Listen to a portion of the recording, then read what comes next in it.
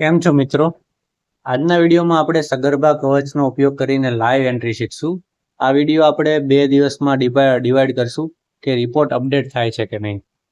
બરોબર, તો આજે રિપોર્ટમાં શું બતાવે છે, આપણે આમરોલી સબ સેન્ટરની વાત છે. તો આમરોલી સબ સેન્ટરમાં ટોટલ 4 વિઝિટ બાકી છે. બરોબર, જે ANC 2ની 3 વિઝિટ અને ANC 3ની 1 વિઝિટ. જો આગળની વિઝિટ સમયસર કરી હોય તો આ 4 વિઝિટ આજના દિવસમાં કરીએ તો 4 કાલે એન્ટ્રી થઈ જાય અને 0 થઈ જવું જોઈએ. તો આજે આપણે એન્ટ્રી કરશું અને વિડીયોનો બીજો પાર્ટ કાલે રેકોર્ડ કરીને હું તમને આપીશ. તો આપણે સબ સેન્ટર વાઇઝમાં જવાનું SCમાં. એમાં અહીં આમરોલી સબ સેન્ટર PHC આમરોલી. જો જે 4 વિઝિટ છે તે અહીં લખેલી આવે છે. બરાબર, અહીં તેનું ત્રીજી વિઝિટ છે. તો આગલી વિઝિટ આ મિસ થઈ ગઈ છે આની, એટલે આ ગણાવવાની નથી, પણ આ 3 વિઝિટ ગણાઈ શકે તેમ છે. બરાબર, તો આપણે જોશું કે આ વિઝિટ છે વિદ્યાબેન. હવે આપણે ટેકો ખોલશું, વિદ્યાબેનની વિઝિટ નાખશું. ટેકો ખોલીને આપણે જઈશું મારું RCH રજિસ્ટરમાં જઈને આપણે ચાલુ સગર્ભા સ્ત્રીની યાદી ખોલશું. તેમાં વિદ્યાબેનનું નામ ગોતશું. વિદ્યાબેનનું નામ આવી ગયું છે. આગળ જઈશું, સગર્ભા સ્ત્રીઓનું ટ્રેકિંગ આપશું, પ્રોસેસ થશે, લોકેશન ઓકે આપી દઈશું. આભા નંબર એનો બની ગયો છે. આપણે આ બધી ડિટેલ તમને દેખાશે ને એવી કરી દઈશું, કારણ કે કોપીરાઇટ આવી જાય છે. મુલાકાત થયેલ છે આપશે. અહીં આજની તારીખ આપવાની છે, કારણ કે વિઝિટ ટાઈમ લખેલો જ છે આજની તારીખમાં. અહીં એમનામ આગળ જવા દઈશું. Enter ID mobile number. સગર્ભાનું વજન સાચું છે, વિવિધ બાળકોની સંખ્યા સાચી છે, જે શ્રેણી ચૂકવણી થઈ ગઈ છે તો થઈ ગઈ હોય તો હા લખવાનું, ના થઈ હોય તો ના લખવાનું. જે શ્રેણીનું પેમેન્ટ ક્યારે થઈ ગયું હતું, મંગળવારે થઈ ગયું હતું, અને ઘરે જઈને ચેક કર્યું હતું. એનું વજન કેટલું આવ્યું તો કે 42.3 કિલો. બરાબર, BP મશીનમાં આપ્યું કે ના, સોનોગ્રાફી કરાવેલ હતી, હા. ESG ટેસ્ટ પણ કરાવી લીધો હતો. ESG ટેસ્ટ JSS કે અંદર કર્યો હતો.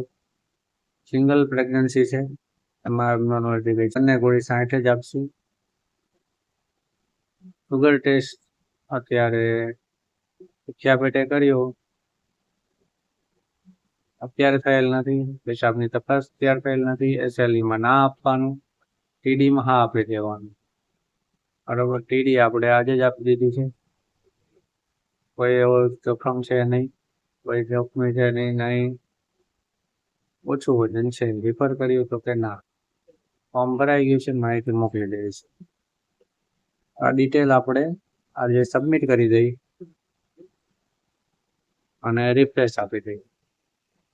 રિફ્રેશ આપતા શું થશે આપણે હવે કાલે જોશું કે આ વિઝિટ ગણાણી કે નહીં. બીજી વિઝિટની વાત નથી આવતી, આ વિઝિટની વાત કરીએ આપણે. તો કાલે આપણે ANC 2ની એક એન્ટ્રી કરીને બતાવી તમને. તો હવે આપણે એ અપડેટ થઈ છે કે નહીં ટેકોમાં તે જોવાનું છે. આ માટે આપણે પહેલા પ્રેગ્નન્ટ વુમન રિપોર્ટ આપણે ડાઉનલોડ કરીને સગર્ભા કવચમાં અપડેટ કરશું. આ રિપોર્ટ મેં ડાઉનલોડ કરી લીધો છે. હવે આખો રિપોર્ટ હું કોપી કરી લઈશ. જે આપણે જે સગર્ભા કવચની શીટ બનાવી છે તેમાં આપણે સમજાવીએ જ છીએ બધાને. હવે હું સગર્ભા કવચમાં આવી જઈશ અને પ્રેગ્નન્ટ વુમન રિપોર્ટમાં જઈને આખો રિપોર્ટ પાછો પેસ્ટ કરી દઈશ. પેસ્ટ કરતા પહેલા આખો રિપોર્ટ ક્લિયર કરવાનો. જે પણ રિપોર્ટ અહીંયા હોય એ ક્લિયર કરીને નવો રિપોર્ટ પેસ્ટ કરી દઈશ. હવે પેસ્ટ કરી દીધા પછી રિપોર્ટ અપડેટ કર્યા પછી આપણે જોશું માસ્ટરમાં કે ગઈકાલે આમરોલી સબ સેન્ટરમાં 4 એન્ટ્રી બાકી હતી. બરોબર, ANC 2ની 3 હતી અને ANC 3ની 1 હતી. તો આપણે સબ સેન્ટર વાઇઝ જોવાનું, અને સબ સેન્ટર વાઇઝમાં આ આમરોલી સબ સેન્ટર અહીંયા સુધી છે. બરોબર, એમાં આપણે કાલે વિદ્યાબેનની એન્ટ્રી કરી હતી ANC 2ની. બરોબર, તો એ ડન આવી ગઈ છે. તો આ રીતે જો મેં આ એન્ટ્રી ને આ એન્ટ્રી પણ કરી દીધી હોત તો એ પણ ડન થઈ જાત અને ANC3 પણ ડન થઈ જાત, એક પણ એન્ટ્રી બાકી રહેત નહીં. આ રીતે આપણે એન્ટ્રી કરશો.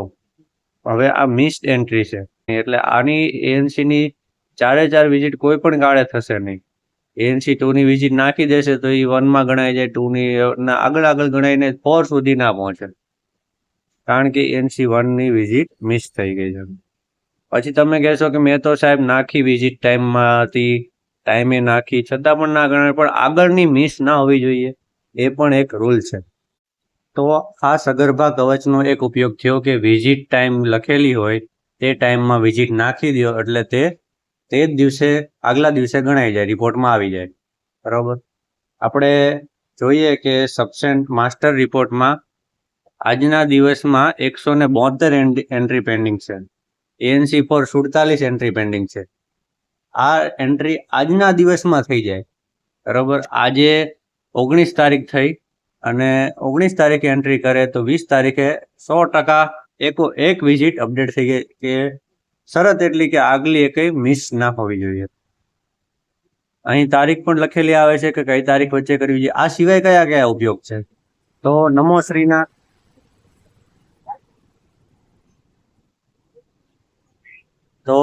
આ સિવાય કયા કયા ઉપયોગ છે? તો કે નમોશ્રીના ફોર્મ કોના ભરાણા છે અને એમઓ દ્વારા અપ્રૂવ અપાઈ ગયા છે.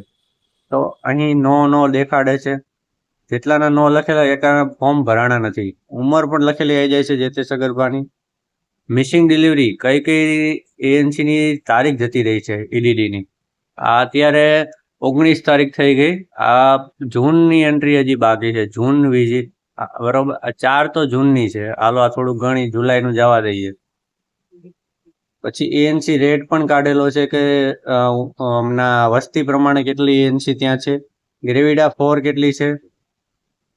કોર્ટિકોસ્ટેરોઇડની એન્ટ્રી આ કરી શકો છો. આ રીતના દરેક રિપોર્ટ તમારે કામમાં આવ્યો છે. આ સિવાય મેઇન વસ્તુ પ્રોફાઇલની એન્ટ્રી છે, જે આપણે ANC ની પ્રોફાઇલ હોય છે. તો આમાં કઈ ANC ની પ્રોફાઇલ પેન્ડિંગ છે? તો અહીં બધામાં યસ છે. આમાં HbS-AG અને HIV બાકી છે અને અહીં બ્લડ ગ્રુપ 2 ની બાકી છે. આની એન્ટ્રી પણ કરો તો આ પણ ગણાઈ જાય છે. તો આ રીતનો ઉપયોગ આખો છે. તો વધારે લોકો ઉપયોગ કરે, વધારે લોકો સુધી આ સીટ જાય તો ANC4 નું આપણું જે આખા વર્ષોથી જે પ્રકરણ ચાલી રહ્યું છે, વર્ષોથી એક સમસ્યા છે, તે દૂર થઈ જાય. તો સરકાર પછી આપણને બીજી સમસ્યા આપે, ત્યાં સુધી આપણે ANC4 જ અટકી રહેશું. વિડીયો સારો લાગે તો લાઈક કરો, શેર કરો અને ચેનલને સબસ્ક્રાઈબ કરો. Thank you.